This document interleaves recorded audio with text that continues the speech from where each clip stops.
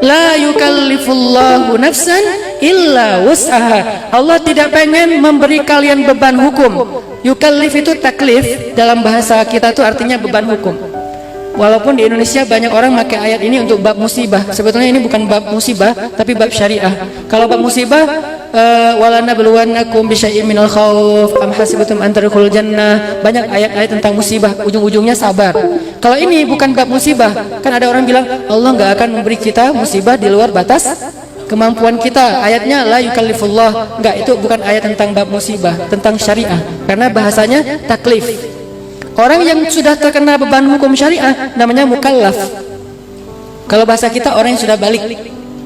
Balik itu usia, bukan kewajiban. Jadi usia balik artinya usia yang sudah punya kesanggupan untuk melakukan sesuatu, itu artinya usia balik. Tapi kalau perannya, kewajibannya itu disebut dengan taklif. Sehingga orang yang sudah kena beban hukum disebut dengan mukallaf. Mukallaf ini siapa? Yang sudah balik, yang akalnya akil, sehat, bukan orang gila. Ini Islam nih. Jadi orang yang balik artinya umurnya udah cukup. Kedua, yang akil, bukan orang yang gila atau orang yang stres. Kemudian orang yang nanti ada keterangan-keterangan syarat-syarat yang lain, baru disebut mukallaf. Dan Allah mengatakan apa? La yukallifullahu nafsan illa wus'aha. Allah enggak membebankan kepada kalian satu syariat kecuali sesuai dengan wus'un, kelapangan kalian, bukan kesempitan. Ini detailnya diksi Al-Quran. Allah tuh pengen melapangkan hidup kita, bukan pengen menyempitkan hidup kita. Jadi ketika Allah mensyariatkan ini halal, ini haram, itu tujuannya itu untuk wus'aha, untuk melapangkan kita, teman-teman, bukan pengen mempersulit dan menyempitkan hidup kita. Sehingga kalau kita merasa sempit, merasa bebannya berat, gak sanggup menjalankan syariat, maka muncullah rukhsah namanya.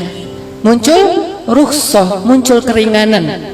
Disebabkan oleh uzur-uzur syar'i, a'zar, orang-orang yang punya banyak uzur, muncul rukhsah. Contoh dalam bab sholat. Sholat, beban hukum yang idealnya adalah sholatnya berdiri. Nggak sanggup berdiri, maka muncul rukhsah, boleh duduk. Nggak sanggup duduk, boleh berbaring. Nggak bisa sholat tepat waktu, boleh dijamak. Nggak bisa sholat dijamak 4 rakaat karena hektik banget di hari itu, boleh 2-2, jamak plus qashar. Coba, lupa sholat, boleh diqadha. Kalau lupanya nggak istiqomah, ada orang yang lupanya istiqomah. Asal masuk waktu sholat lupa gitu.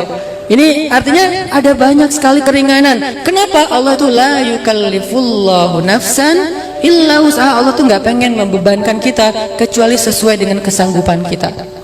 Sehingga ketika Allah Subhanahu wa taala memerintahkan kita kepada satu kalimat, satu syariat, Allah selalu mengatakan kalimat Allah Maha Pengampun, Allah Maha Penyayang. Apa maksudnya? Allah tahu kita nggak bisa menjalankan syariat 100%, ada aja kurangnya. Allah tahu kita nggak bisa menjaga mata kita 100%, apalagi di era sosial media. Baru buka handphone udah keluar yang macam-macam ya. Mau diklik takut dosa, nggak diklik sayang, serba salah gitu kan. Apalagi yang dilihat itu mungkin ada hubungannya dengan masa lalunya. Ya gimana, nggak kepo gitu kan? Dia udah bahagia atau belum? Orang lain bahagia, kita yang sirik. Kalau dia udah bahagia, kayak lihat postingannya yang terakhir ngapain, ternyata postingan terakhirnya di pelaminan, kan sedih kan ya? Udah gitu dalam hati berbisik ngomong, kapan ya dia cerai, kapan ya dia cerai. Nah ini nggak benar nih. Terus kepoin, ada nggak kode-kode dia posting lagi curhat. Begitu dia curhat dikit, kasih kode, langsung nyambar. Yang sabar ya, cie. Standar lah itu mah ya. Saya udah tahu banget. Kok Ustaz bisa ngerti gitu? Pengalaman. Pengalaman teman saya maksudnya, yang kasih tahu ke saya. Ustaz enggak lah. Alhamdulillah saya nggak pernah pacaran. Kenapa Ustaz? Nggak ada yang mau. Untung nggak ada yang mau. Jadi teman-teman yang dirahmati Allah, itulah Islam. La yukallifullahu nafsan illa wus'aha. Allah tuh nggak ngasih kita beban yang kita nggak sanggup. Setiap syariat yang Allah udah kasih ke kita, pasti kita sanggup. Nggak mungkin nggak. Kalau ada yang nggak sanggup, maka pasti dikasih rukhsah oleh Allah. Jadi apapun syariat Allah itu sudah sesuai dengan wus'un, kelapangan kita. Apalagi ayatnya? Ya ayyuhalladzina amanu. Allah manggil orang yang beriman. Ya ayyuhalladzina amanu taqullaha haqqa tuqatih. Wahai orang yang beriman, taatlah kalian kepada Allah sebenar-benar taat. Taatlah kepada Allah sebenar-benar taat. Gimana taat kepada Allah sebenar-benar taat? Semua syariat dijalankan, nggak ada yang ditinggalkan. Sholat wajib ya, sholat sunnah ya. Jadi nggak ada bedanya antara yang wajib dengan yang sunnah. Semuanya dilakuin. Ini namanya haqqa tuqatih. Sedekah juga, zakat juga, wakaf juga, hadiah juga, waris juga. Semua tentang syariat harta dia keluarkan. Sholat sunnah tahajud, sholat sunnah duha, qabliyah, ba'diyah, rawatib. Belum lagi sholat mutlak selain sholat wajib pastinya. Puasa sunnah setiap 2 hari sekali, puasa Daud. Kemudian dia puasa Ramadan dan seterusnya. Lama-lama para sahabat capek. Ya Rasulullah, kata sahabat, rasa-rasanya gak kuat kalau kita harus menjalankan syariat dengan haqqa tuqatih, sebenar-benar ketaatan, gak ada yang ditinggalkan sama sekali. Gak sanggup ya Rasul. Turun ayat berikutnya, fattakullah, kata Allah, fattakullah mastata'tum, bertakwalah kepada Allah semampu kalian. Ini namanya ayat nasikh mansukh menurut kajian tafsir. Ada ayat yang pertama turun lalu diganti oleh ayat yang berikutnya untuk meringankan tensinya, meringankan dosisnya supaya tidak menjadi berat buat kita. Ini namanya la yukallifullahu nafsan illa usaha. Kalau kita lupa gimana Ustadz? Contoh dalam sholat. Pernah sholat lupa rakaat? Sering jawabannya, bukan pernah. Atau lupa, tahiyat tadi sujudnya 2 kali apa sekali ya? Tiba-tiba udah berdiri, gitu kan? Atau tahiyat nggak tadi ya? Saya tadi sempat tahiyatul awal atau udah langsung berdiri? Kan lupa nih. Gimana caranya? Allah kasih keringanan. Nggak harus ngulang sholat dari awal. Kalau yang kita lupa rukun, tinggal nambah 1 rakaat. Kalau yang kita lupa itu bukan rukun, sunnahnya sholat, tinggal diganti dengan sujud sahwi. Kalau ingatnya pas sudah beres sholat, tinggal ditambah 1 rakaat, tidak perlu mulai lagi dari awal. Kenapa? Nabi pernah kayak gitu. Sholat 4 rakaat, tapi baru 2 rakaat udah salam. Kok bisa gitu Ustaz? Katanya Nabi, tapi kok nggak khusyuk? Bukan Nabi nggak khusyuk. Ini Allah takdirkan, beliau sengaja bikin lupa supaya kita bisa niru kalau kita lupa. Kan Nabi itu teladan dalam hal yang beliau lakukan benar ataupun ketika beliau keliru. Nabi memang berbuat keliru, ya. Tapi kalau salah nggak? Nabi maksum dari salah, Nabi maksum dari dosa, tapi Nabi keliru? Pernah. Makanya beberapa kali Allah menegur beliau di dalam Al-Quran. Tapi kelirunya Nabi beda sama kita. Kelirunya Nabi itu supaya kita bisa meneladani beliau. Kalau kita keliru seperti hal yang sama, lupa 2 rakaat, Assalamualaikum, Assalamualaikum, sahabat ikut aja, namanya juga Nabi. Masa mau di unfollow? Kan nggak mungkin ya. Namanya Nabi harus di follow, ikut gitu. Nah, udah gitu sahabat di sebelah ngomong, ya Rasulullah, kita mengqasar sholat. Kata Nabi, enggak, biasa aja. Tapi kita sholatnya 2 rakaat. Beneran. Langsung Nabi berdiri, yang lain ikut berdiri, tambah 2 rakaat, ditutup dengan sujud sahwi, beres. Coba kalau kita kayak gitu, katanya Ustadz, sholat kok gak khusyuk. Nah ini artinya kita kadang-kadang lebih memberatkan orang lain daripada Allah. Allah aja memudahkan, Allah memaafkan, namanya juga lupa. Sehingga ada 3 alasan yang di dalam agama itu nggak jadi dosa: lupa, tertidur, nggak tahu. Itu dimaafin. Terus kenapa kita nggak maafin orang yang lupa berbuat salah sama kita, salah ngomong sama kita, nggak sengaja, atau dia nggak tahu yang sebenarnya? Kenapa nggak kita maafin? Allah aja memaafkan. Padahal Allah Maha Sempurna. Inilah Islam, teman-teman. Nanti ada lagi ayat, ini kita masih membahas tentang kemudahan Islam. Nanti goalsnya, outputnya saya pengen kita lebih yakin lagi untuk berhijrah, lebih yakin lagi untuk ngejadiin Islam sebagai behavior kita, perilaku kita, sebagai our lifestyle, cara hidup kita. Kenapa? Karena cara hidup Islam itulah cara hidup paling mudah dan dimudahkan oleh Allah. Ayatnya Al-Baqarah, kemudian akhir Al-Baqarah, Ali Imran, Taghabun. Ada lagi ayat di surat Thaha, Allah berfirman, "Ma anzalna 'alaikal Qur'an litashqa." Tidaklah kami turunkan kepadamu Al-Qur'an litashqa. Apa arti litashqa? Menyusahkan kamu. Al-Quran itu tidak Allah turunkan untuk menyusahkan kita, enggak sama sekali. Justru Al-Quran itu diturunkan untuk memudahkan kita, bukan untuk memberatkan, justru untuk meringankan kita. Syariat Islam sangat luar biasa mudah dan ringannya. Contoh, 2 orang sahabat Nabi radhiyallahu anhuma lagi ngelakuin perjalanan.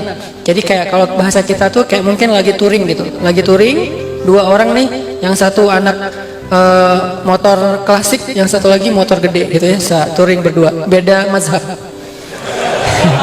Jalan berdua. Lagi jalan, di tengah jalan tuh masuk waktu sholat. mungkin sholat zuhur, mungkin sholat asar, masuk waktu sholat. Cuman pas masuk waktu sholat, mereka di tengah padang pasir, nggak bisa nemuin air. Akhirnya mereka sepakat, ya udah kita tayamum aja, pakai debu. Tayamum pakai debu, sholat. Pas udah selesai sholat, jalan lagi, nggak lama kemudian nemu telaga, nemu air. Mulai mereka berbeda pendapat. Yang satu bilang kita harus ulangi lagi sholatnya. Soalnya yang tadi tayamum, sekarang udah ada air. Kalau sudah ada air, tayamumnya batal. Kata yang kedua, tidak perlu diulangi. Soalnya tadi kita sholat memang nggak ada air. Kalau sudah ada air ya tidak perlu diulangi lagi karena sholat dengan tayamum juga sudah sah. Berbeda pendapat. Akhirnya yang satu sholat lagi, yang satu lagi nungguin, dia nggak sholat karena dia memegang pendapat tidak perlu diulang. Lanjutin perjalanan, pas sudah pulang mereka lapor ke Rasulullah SAW. Ya Rasulullah, di tengah jalan kami berbeda pendapat. Pertama kami sholat dengan tayamum karena emang nggak ada air. Sedangkan yang kedua, akhirnya saya berpendapat tidak perlu mengulang sholat karena sudah tayamum. Sedangkan teman saya yang kedua ini berpendapat harus mengulang sholat. Akhirnya saya tidak mengulang sholat, dia mengulang sholat. Gimana ini ya Rasulullah? Apa jawaban Rasulullah SAW? Kamu yang tidak mengulang sholat, qad asabta, kamu sudah tepat. Kamu sudah tepat. Kita kan kadang-kadang suka ngebenturin ya. Kalau tepat yang berarti yang lain keliru. Kalau yang hak berarti batil. Kita suka gitu ngebanding-bandingin dan menjudge. Padahal Nabi gak kayak gitu jawabannya. Dan Nabi menjawabnya dengan senyum loh. Jadi kalau kita menyikapi perbedaan mazhab fikih, yang satu kunut, yang satu enggak, yang satu 11 rakaat, yang satu 2, 3 dengan wajah cemberut kita itunya yang bid'ah. Karena dua-duanya sholat, bukan bid'ah kan? Yang sholat tarawih 11 sholat, yang 2, 3 sholat. Yang kunut sholat subuh, yang nggak kunut juga sholat subuh. Nggak ada yang bid'ah, yang cemberut, yang saling menjudge. Karena sunnah Nabi ketika menyikapi dua sahabatnya yang berbeda pendapat, beliau tersenyum.